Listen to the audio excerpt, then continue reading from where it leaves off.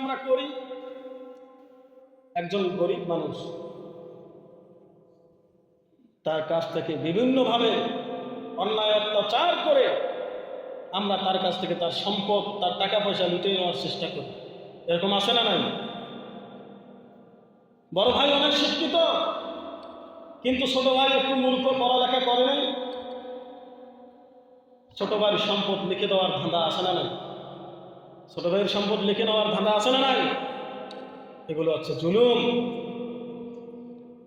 আপনি নামাজ পড়তে পড়তে আপনার কপালে দাগ করে ফেলেছেন। আপনি যদি আপনার আত্মীয়দের, আপনার বংশের মধ্যে যদি আপনি জমি জামার সম্পদের ভাগ যদি আপনি সঠিকভাবে বন্টন না করেন, আপনার এই নামাজ, এই যাকাত, এই হজ কোনো কাজে আসবে না, কোনো কাজে আসবে না। এই জন্য সব কিছু থেকে, জুলুম থেকে আমাদেরকে নিজেকে বিরত রাখতে হবে। আমরা জুলুম করব না।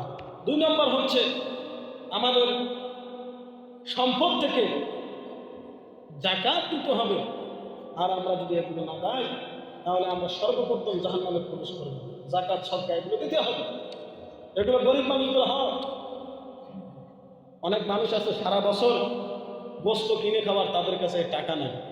কথা ঠিক না? ঠিক। অনেক গরিব মানুষকে জিজ্ঞাসা করবেন গরুর গোশত কবে খেয়েছেন, তিনি বলবে যে কোরবানি ঈদে খেয়েছি, আর খাইনি। আছে না নাই এরকম? কিনে খাওয়ার সামর্থ্য নেই। অনেক মানুষকে দেখবেন এই যে ঠান্ডার দিন, ঠান্ডাতে কাটতেছে, গায়ের মধ্যে পোশাক নেই, গায়ের মধ্যে পোশাক নেই। কেন নাই? তার কেনার টাকা নেই। ঠিক না ঠিক? আমাদের আজকে টাকা পয়সা আছে, আমরা কিন্তু সুন্দর পোশাক গায়ে দিয়ে বের হই, যেখানে যাই, আত্মীয়দের বাড়ি যাই, সুন্দর পোশাক গায়ে দিয়ে যাই। হ্যাঁ, আপনি দেন, আমার কোনো কষ্ট নেই, আপনি দেন, সমস্যা নেই, আল্লাহ আপনাকে দিয়েছে, আপনি গায়ে দেন। কিন্তু আপনার বাড়ির পাশে একজন আছে, তার লঙ্গিটা ছিঁড়া, তার জামাটা ছিঁড়া, তার প্যান্টটা ছিঁড়া, ভালো পোশাক কোনোদিন পরতে পারে না। আপনার তো আল্লাহ অনেক দিয়েছে, আপনি দেন না কেন? আপনি দেন, সহযোগিতা করেন।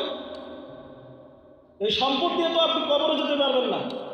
বলেন, আপনি কি এই সম্পদ নিয়ে কবরে যেতে পারবো? কোনো সুযোগ নাই।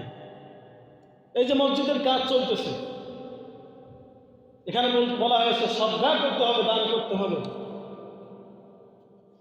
মসজিদের কাজ চলতেছে, মসজিদের কাজের মধ্যে আপনারা সহযোগিতা করবেন, দান করবেন, বেশি বেশি করে দান করবেন। কঠিন কিয়ামতের ময়দানে আপনি যে 10 টাকা দান করলেন, এই 10 টাকায় আপনার জন্য জান্নাতের ওসিলা হবে। সুবহানাল্লাহ। এই জন্য বেশি বেশি করে দান করতে হবে, সদকা করতে হবে, গরিব মেহনতি মানুষের খেদমত করতে হবে। এটাই কিয়ামতের দিন আপনার মুক্তির পথ হয়ে যাবে। বলেন সুবহানাল্লাহ। এই জন্য করে বলতে চাই, 3 নম্বরে, যে ব্যক্তি অহংকার করবে, নিজের ভিতরে অহংকার আনবে, অহংকার যে ব্যক্তি আনবে, এই ব্যক্তি কোনোদিন জান্নাতে প্রবেশ করবে না। এই ব্যক্তিগুলো সবার প্রথম জাহান্নামে যাবে। তার কারণ হলো অহংকার এমন একটা জিনিস, অহংকার যে ব্যক্তি করবে, আল্লাহ তাআলা বলেন, আল্লাহ তাআলা জানিয়ে দেন, যে ব্যক্তি অহংকার করবে আল্লাহ তাআলা তাকে নিচে নামিয়ে দেন। ফলে সে মানুষের দৃষ্টিতে অপমানিত হয়ে যায়, মানুষের দৃষ্টিতে অপমানিত হয়ে যায়।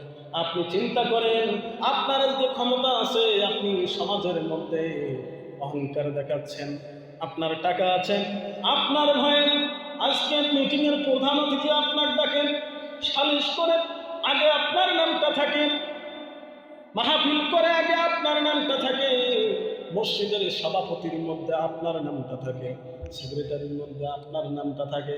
তার কারণ আপনার টাকা আছে। কিন্তু চিন্তা করেন, এই টাকা আছে, এই টাকা যদি আপনি সঠিক কাজে আপনি ব্যবহার না করেন, আর আপনি যদি এই টাকার বলে যদি অহংকারে দেখে বেড়ান, মানুষকে যদি মানুষ মনে না করেন, তাহলে মনে রাখবেন কঠিন কিয়ামতের ময়দানে যেই 3 শ্রেণীর ব্যক্তিকে আল্লাহ তাআলা সর্বপ্রথম জাহান্নামে দেবে, ওই 3 শ্রেণীর ব্যক্তির মধ্যেও আপনিও থাকবেন। কথা ঠিক না ঠিক? এই জন্য অহংকার করা যাবে না, নিজেকে অহংকার মুক্ত রাখবেন। সব সময় ইমাম সাহেব, আমি বলতেছি আমি ইমাম সাহেব, আমি ওই কামের মধ্যে নামাজ পড়বো কেন? এটা অবশ্যই আমার অহংকার। কিয়ামতের দিন আল্লাহ আগে আমার ধরবে। মেয়ে খুব তো বড় বড় বক্তব্য দিয়েছ, নিজের ভিতরে তো আমল ছিল না। কথা ঠিক না ঠিক?